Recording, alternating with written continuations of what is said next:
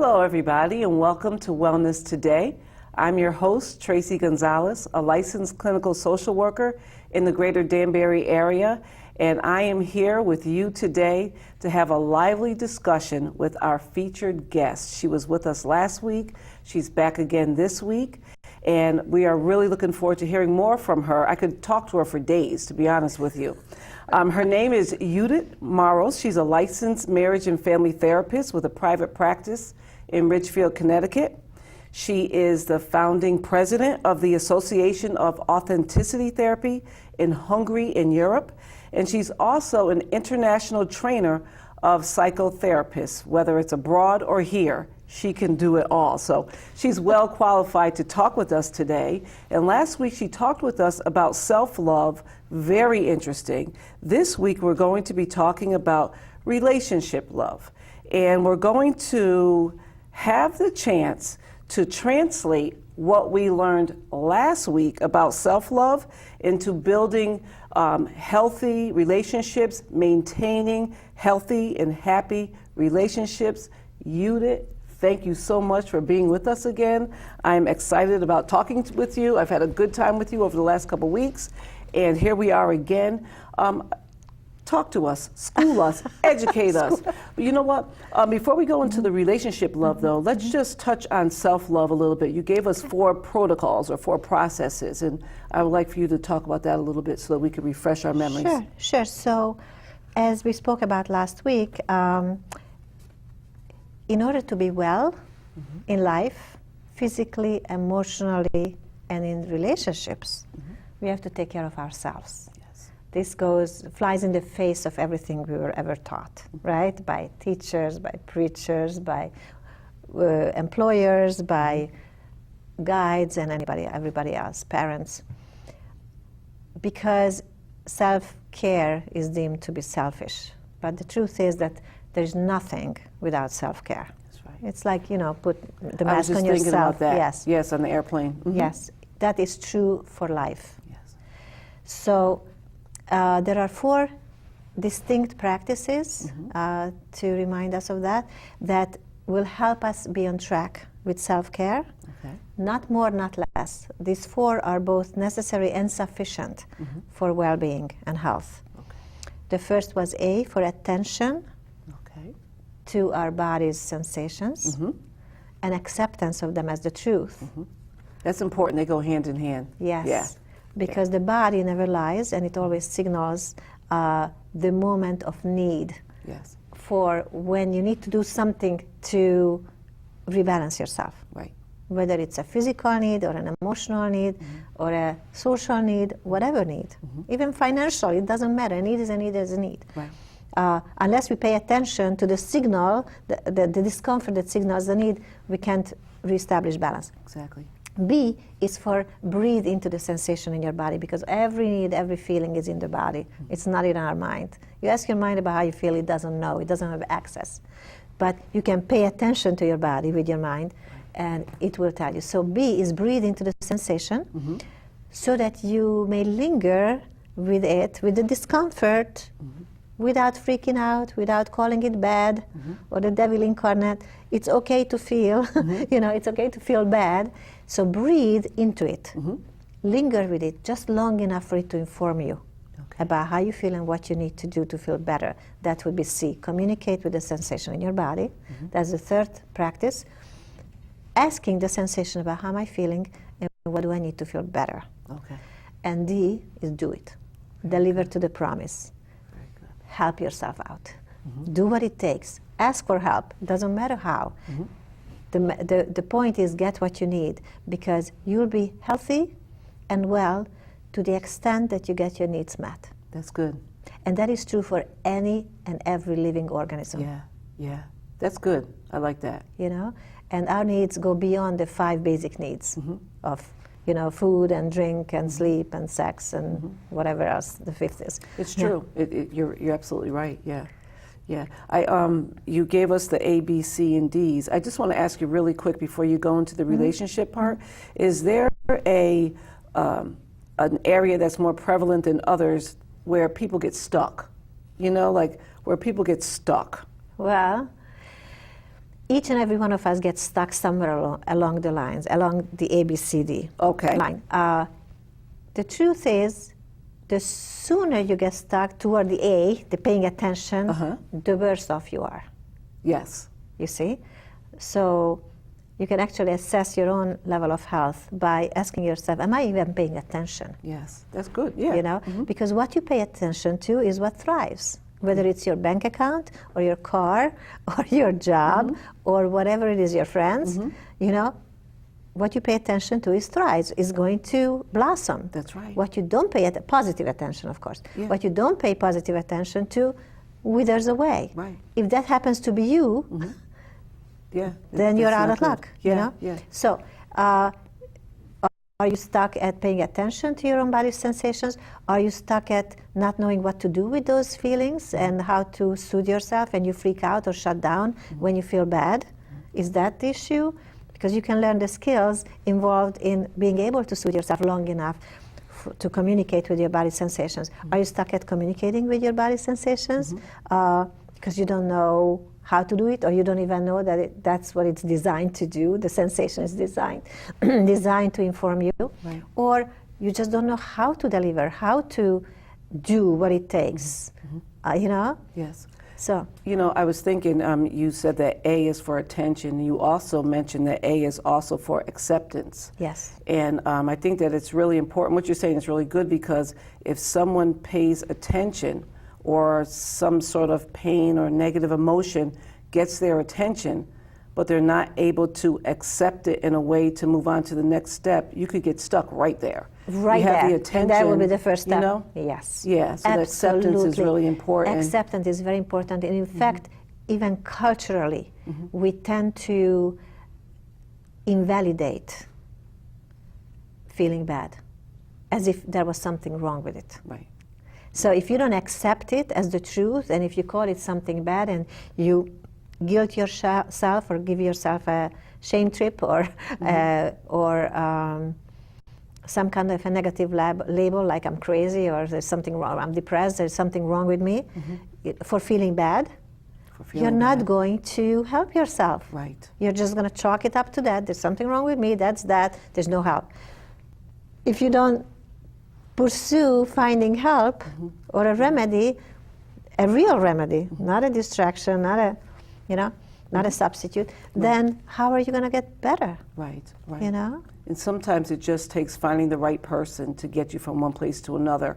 Yes. You know, because people, I'm sure, can get stuck in these processes and these steps here and not know how to move from one place to another. So, oh, absolutely. And there's people who can help you with that, you know? Yeah. So, and by all means, you know, if you're stuck, a lot of times people cannot get out of their own way. They cannot even pay attention to their body sensations because of trauma. Yeah. There is help for trauma.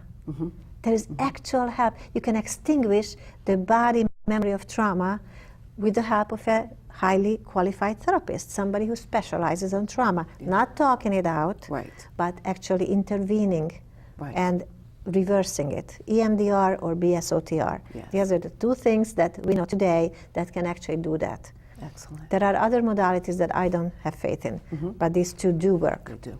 Okay. You don't want to talk your trauma out. That's not going to help. Yes. It's going to re-traumatize. Yes. You see? So anyway, you see, so what we're talking about is that is this person here. I was put in charge of this person when I was born. Yep. And I may look like I'm one, but it's actually two. I have a relationship with myself. I am the one who talks to me all day long. I'm the one who bathes me and feeds me and dresses me and, you know, makes me go places or puts me to bed. Right. You see, this is a parent-child relationship in a way. Yes. I'm the one who takes care of me. I'm also the one who has my feelings. And my feelings never lie. How is that relationship? Is it contentious? Do I listen? Or do I pick a fight with myself and invalidate and brush off and ignore, neglect, or abuse in any way? Because the way I parent myself will have everything to do with whether or not I get my needs met. And getting my needs met has everything to do with my level of health. Yes, Yes. And you know something I didn't mention, that you do have a book called The Apple of My Eye. And as I was reading it, I did read the sections. It was very good about self-parenting. So that's what you're Yes. yeah, that's what you're talking about right now. So Yeah. every relationship is parenting. Yeah. And this is leading us to the topic of today, which Yes. is relationship love. Every relationship is parenting. Don't think of it in technical terms of discipline. Yeah, discipline is part of parenting as well. But paying attention to another human being, or yourself for that matter, Right. and being available to help and collaborate mutually. Right. That's what makes for a good relationship, right? Now, that good relationship must take place in the first place between me and myself. Because if it doesn't, I will not know what to do with you. Exactly. I will give you exactly what I give to myself. If I neglect myself, I'm going to neglect you. If I abuse myself, verbally or physically, or endanger myself, I'm going to do the same to you. That's true. You know? If I care for myself, I'm going to give you care. Yeah. You see? So relationship care is based on self-care. This is a whole new concept. Yes. Because self-care is still by and large deemed as selfish and self-centered and self-something, something bad. Well, yeah, people think about it as pride, ego, and things of that nature, but Yes. we're talking about the extreme, being selfish, extreme, you know. So that's a very good, very interesting topic you just brought up, because if you really think about it, what is selfishness? Selfishness is insisting on getting something that you think you want to the detriment of others. Why? Because you're not listening to yourself. Because if you really listened and gave yourself what you really need, not what you want, what you need, you wouldn't be hurting, you wouldn't be insisting. Right. You wouldn't be twisting anybody's arm, including your own. Right. You see? So selfishness comes out of a lack of positive self-parenting. Right. Right. You see? So selfishness is the product of lack of self-care. Yes. That makes total sense. Yes. So you don't have to be worried about turning selfish if you take care of yourself. Right. And and parenting, let me just elaborate on this, because parenting, there had been extensive research on this at Harvard. And we know exactly what good parenting is about, including self-parenting. Tell us. So, so healthy parenting is about love, expressing love, care, affection, positive feedback, encouragement, guidance, you know, expressing love, including touch, you know, and limits, Right. healthy limits. Right. Do you give yourself encouragement, positive attention, love? Do you give yourself loving company, which is, you know, the same? And do you discipline yourself? Do you set limits to yourself?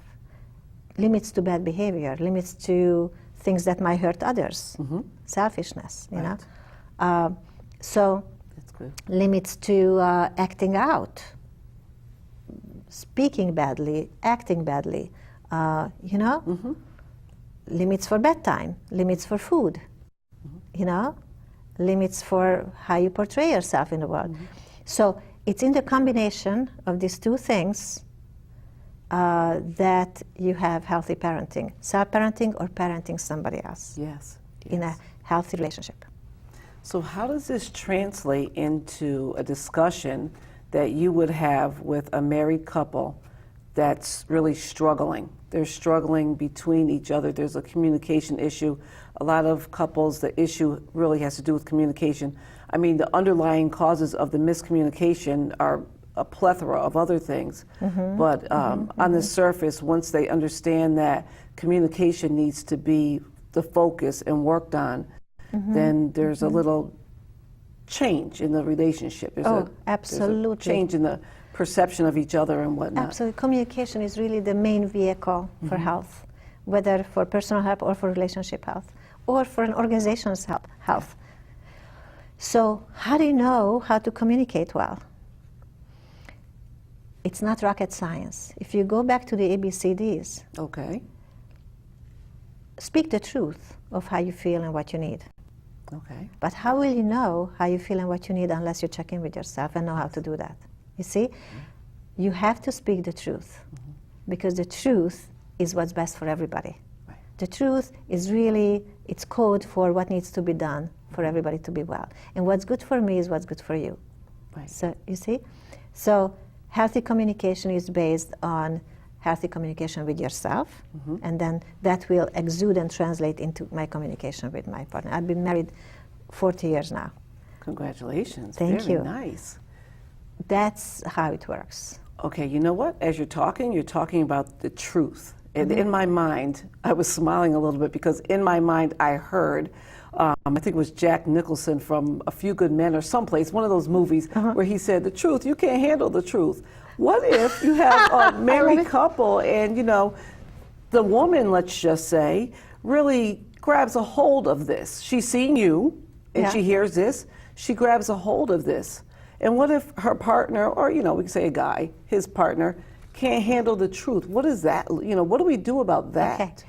First of all, you should never act or not act out of fear unless you're present in imminent danger. Fear is a bad advisor. If you're afraid of the other not being able to handle it, that's too bad. That's on them. That's unless you are in physical danger, of course. If you're in physical danger, that's a whole different ballgame because safety is first. Right. But guess what? Let the chips fall where they may. Let the other pick it up and grow up to being able to deal with your truth, you know? And unless you challenge them for that, they will never grow to reach for that. You see? We all grow through challenge. But you have to have faith that what's good for you when you're is what's good for everybody else. Okay. You know? What good is it for me to tiptoe around another person out of a fear of them? I don't know, like what would happen? They would get angry? Yeah. Yep. They may get angry. As you're talking, I'm thinking about so many different things. That person that initiated the truth has got to be able to really pay attention to how they're feeling once they get the feedback from their partner, in this case. And soothe yourself. Yeah. That's big. Soothe yourself in the moment, because there is no two ways about it. There is no alternatives to truth. There is no alternative facts to how you feel. Right. You know, Right.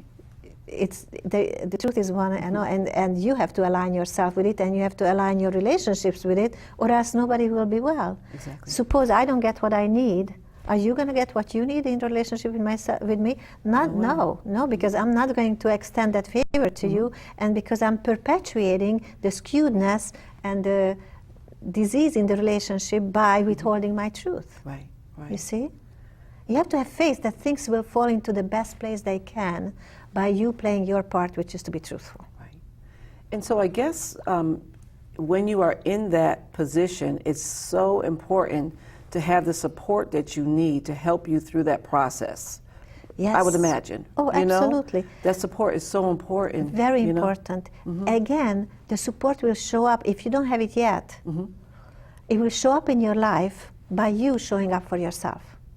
You see, that's the thing. This is the whole topic about people who are lonely. Loneliness is a rampant disease in our society. It's one of the most painful, if not the most painful place to be in the world, is to be lonely, to feel alone. And what I see in my clinical practice is that people who are lonely, I shouldn't say always, but almost always, don't show up for themselves. They abandon themselves with the way they feel. Could you talk a little bit about that? Like, so what does that look like? So what do? You see, the moment of truth in health is what do you do when you feel uncomfortable? What do you do when you feel lonely, for example? What you do when you feel sad? What you do when you feel tired? You see? What do you do? Do you distract, numb, or otherwise hurt yourself? Well, distraction can be good sometimes, but you know. Or do you actually give yourself what you need? Do you show up like you would for somebody you love? Right. You see? If you, as you cultivate a pattern of self-care, of listening and delivering to your own needs, reaching for them, asking for help, you know, basically taking care of yourself with positive self-parenting. As you do that, you can't help but attract people into your life who do the same. That's good. Who have what it takes. Yeah. You see? Yeah. If you don't do that, you're not giving out vibes for others to take care of you either. Yeah. Yeah. And also, I guess you have to be very aware of when those people do cross your path, when they do come into your life. Yes. You know, instead of pushing them away. That is so true, You have to be Tracy. aware. That is exactly right. Because like attracts like. If I, for example, neglect myself emotionally, okay? Or in any way, and you come into my life and you are caring and loving, I won't even notice it. It's not a quality I know about. It's uncomfortable. I'm going to look for somebody who neglects me. You see? That's Because very that's profound. Because that's what's familiar. Important to know. Yes, Yeah. that is very profound. And people have to become aware of their own practice with themselves, because that's what you're creating. We are extending the same qualities outward, Right. and we are attracting the same qualities that we are familiar with. Yes. That's the way to reverse age-old patterns of suffering. You know, by really becoming aware along these 4 practices of what exactly do you do with your own self Yeah. when you don't feel good. When you don't feel good. That is excellent. That's excellent.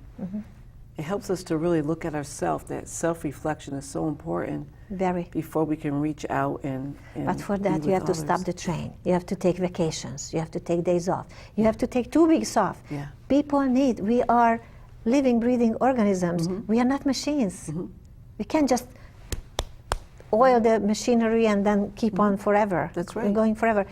That doesn't leave any room for self-awareness, That's for right. self-reflection, for replenishment, for resetting your course, for noticing, you know, for journaling, talking to people, sitting and shooting the bull, so that you may get a sense of who you really are and how you really feel.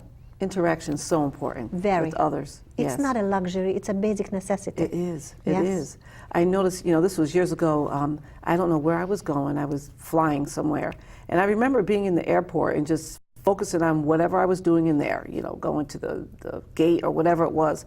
And I was thinking, anything that I was concerned about before I left, you know, before I left home, it doesn't even matter now. I have to, you know, it's okay. Yes. There's nothing I can do about it. I have to focus on where I'm going. Yes. And it just created such a space that was really For new growth. refreshing. Yes, refreshing, Yeah. new growth, changing course.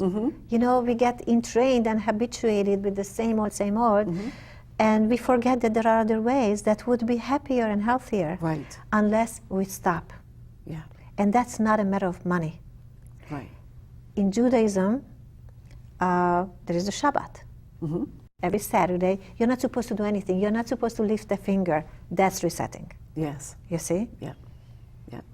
Yeah. And with couples, because we're talking about relationships, that's very important as well. You were talking about self-love and how it translates into maintaining a healthy relationship with your significant other, let's just say, or anyone, a friend, you know, children, whatever. But basically, what you're saying is I have the relationship piece on my mind so strong because people want to do well within their relationships.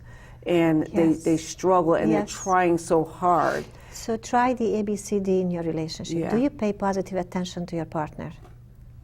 Yeah. Do you soothe your partner and the relationship so that you may listen to what's going on?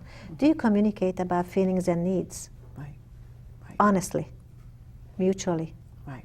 And do you deliver to each other's needs? That's the 4 steps of Right. self-love as well as self-love. Right. So I would imagine that if there is a problem in between those steps because of trauma or whatever, that's where that's what we really have to target and being able to help others make it through the process, because you know it really makes sense what you're saying. It really does, you know. But I know that a lot of people I'm talking about relationships, not individuals, because many times it's easy to sit and talk, hear what we need to do for ourselves as individuals, but then when we have someone else that's involved, you know, we have to know how to interact with them when we're uncomfortable, when we're not feeling. Absolutely, there needs to be rules. There needs to be discipline. Yes. The relationship needs to be parented with love and with discipline. There needs to be discipline about the words you use, the tone, the verbiage, the speed, the volume. Needs to be monitored, because unless it's safe, there's no communication. Yes. All those things have to be taken into consideration, right? Yes, and there's no shame in getting help. No shame at all. Yes. No shame at all. Because relationships matter. Don't cut them off. Salvage them. Because there is love, and love is a blessing. It's a huge gift. It is. It's not to be wasted on suffering and then burnt out. That's right. It's to be nourished and cultivated. And you know, we don't have enough time for this, but you just said something that just really caught my attention, the whole burnout piece. And I think that that's how you kind of like started on this particular journey here. That whole burnout piece can be avoided by just following these processes. Yes, Very by good. being truthful to what is. Yeah, Yes. yep. So we only have like 1 minute left. If you could just take like 15 seconds and look into that camera right there and just really quick, just tell our viewers something that they need to remember from our conversation. Is that possible, everyone? Sure. For that to happen? Okay. So I guess what I would say is love yourself. You're worth it. You're good enough. And do take care of yourself. It's not selfish. It's your sacred obligation. Because when you do that, everybody else around you will be much better off. You are cultivating love in your life as opposed to abuse or neglect. So do it. If you don't know how to do it, then learn how to do it. Very good. Yes, very good. And I would just say, amen. That's a good one. That's excellent advice. I just want to thank you so much for being on the show. And thank you, our viewers, for being with us this week. We're going to come back next week with lively discussions. In the meantime, be well and have a great week. Thank you for joining us today.